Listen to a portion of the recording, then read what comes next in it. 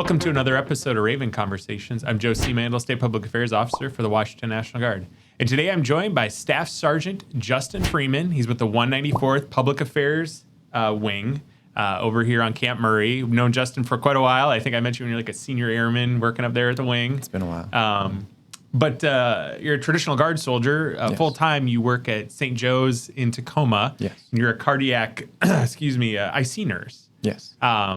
So he's here to share kind of his story about becoming an IC nurse, what drives you to continue your education journey in the Guard, and then kind of what's the future for him. It's a pretty big thing, so we'll kind of wrap up with that. So appreciate you coming on. Of course. Yeah, so quick intro and background on yourself. As stated, Staff Sergeant Justyn Freeman, 194th Wing Public Affairs, DSG, so 1 week in a month, 2 weeks out of the year. And then on the civilian side, full-time, I work as a cardiac ICU registered nurse at St. Joseph's Medical Center in downtown Tacoma. How I got here, going to school a little while back, I was originally going for environmental engineering, and then the program didn't work out as well as I would want it to with my future plans.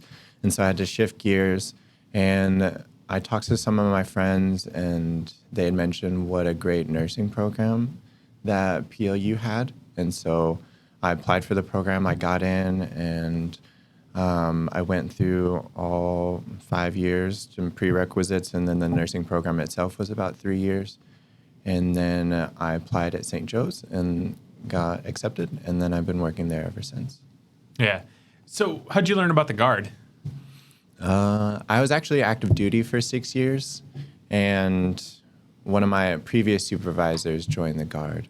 And when I came up to Washington, I'm originally from California, I wanted to continue to serve, but also be a part of like the local community, which is awesome. We're able to help in that sense, and it was very evident from during the pandemic how I got to help out doing that, like working at local food banks to help out the local community, which was great.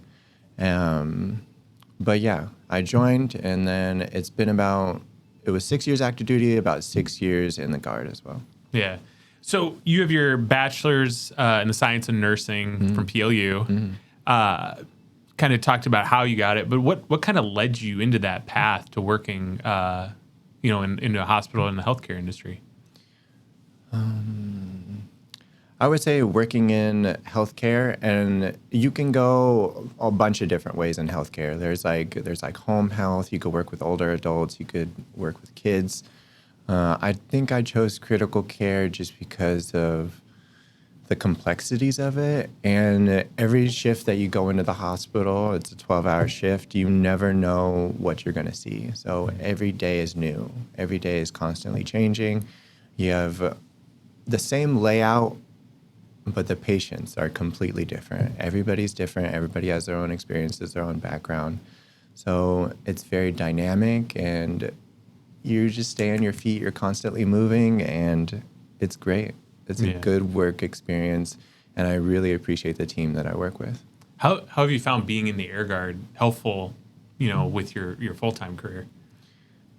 I would say they translate kind of similarly. With the Air Guard, you, of course, work with a great team that's working towards one mission, one goal, and it's the same with the hospital. You're working with a great team. You're trying to take care of these patients to get them better and get them out of the hospital and back home. So you're working with a team in both situations, and I feel like both teams that I work with personally are very strong. So I really appreciate that, and yeah, I think it's awesome. Yeah. So now you're going towards your master's of science nursing with an emphasis on leadership, which is phenomenal. I've got a master's of science and leadership as well, so awesome. It's a great degree field. But for you, it's more focused on what you already do every day. Explain the degree program and why strive towards completing a master's degree in it. For the Master's of Science in Nursing, there's like 3 routes you could go, but I definitely chose the leadership and management portion just because I I think I can apply the leadership aspect to both the civilian life and the military life because we, of course, work as a team, but then you work with individuals that are just coming in and they need some help, some guidance. And it's awesome to be able to provide that for them and be somebody that they could turn to when they have questions. How's it going to help in your everyday? Yeah, so for continue, I think it's very important to continue your education and not get stagnant where you're at. For me, at least, I think it's just important to continually learn and continue to push yourself, but it's also important to utilize the benefits that are allocated to you and that are available for you. So it's awesome because the Guard, utilizing the Washington National Guard grant, is helping me pay for a portion of my program. And we all know education can be like a huge financial burden on somebody. And so it's great to have an organization help alleviate that burden, and that way you can focus on other things instead of having to worry about and pay tuition and just where's this money going to come from.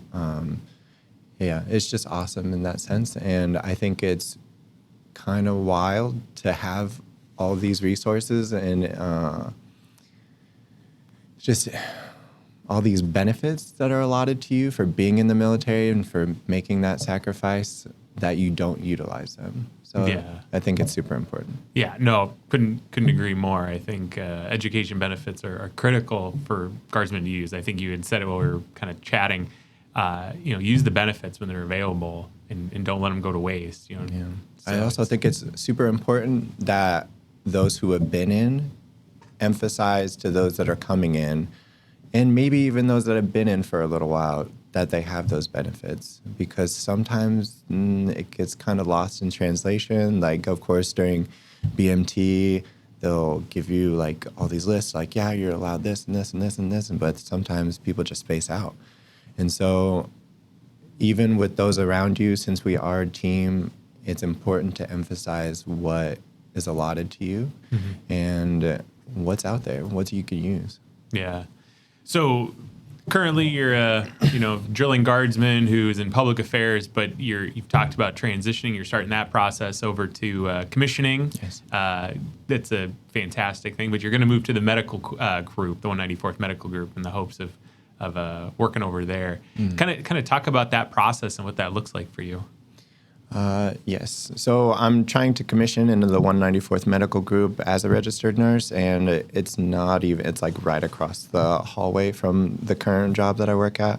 So it's not like a huge transition in the terms of physical location, but in terms of, I guess, the responsibilities and kind of just your everyday during drill is going to be different, especially with possible TDYs coming up. And what kind of role you'll be playing in that sense. But I think it's an awesome opportunity that I have to be able to transition over. And it's it's pretty easy, actually. I don't want to say commissioning itself is easy because you have to like put in a package, you have to get like physical exams, like all this good stuff.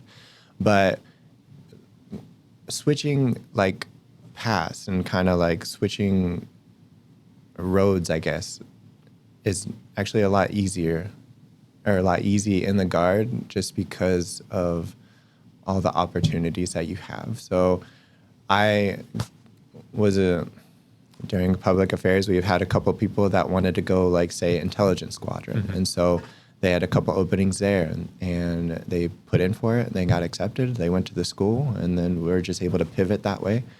And it's actually quite easy. Yeah, yeah. And it's phenomenal you're able to use your full-time experience and bring it to the Guard, and I think that's a valuable thing. Yeah, 100%. You had kind of used the term not like simplify, but kind of focus. And I think that's huge, especially in medical. There's a lot of folks bring their background of being professionals in the civilian medical field to the Guard, and I think it's such a huge benefit when you bring that background. So I know you have a lot of doctors over there already that probably serve in the Air Guard and the 194th Medical Group. So I wish you luck, and truly, like that's a great field. Anything else you want to add for the young airmen or soldiers that are listening that are like, hey, I'm really interested in going to the medical field or really interested in using my education benefits? As far as education benefits are concerned, I would say absolutely use whatever is offered to you. The money is there. Apply for it, take it, and put it to good use. Like, I don't think any money is wasted or trying to help yourself grow and develop and just overall gain a better understanding of what you're operating in. And as far as going into the medical field, I think there's great job satisfaction in the medical field, taking care of patients, taking care of those who are very sick and they're very, and I guess we would say the most vulnerable state that anybody could really be in. There's a huge job satisfaction with it, but it can take a toll on you for sure. So I think it's very important for self-care and being aware of how you're handling the situations, because you can see a lot just in a 12-hour shift. Mm-hmm.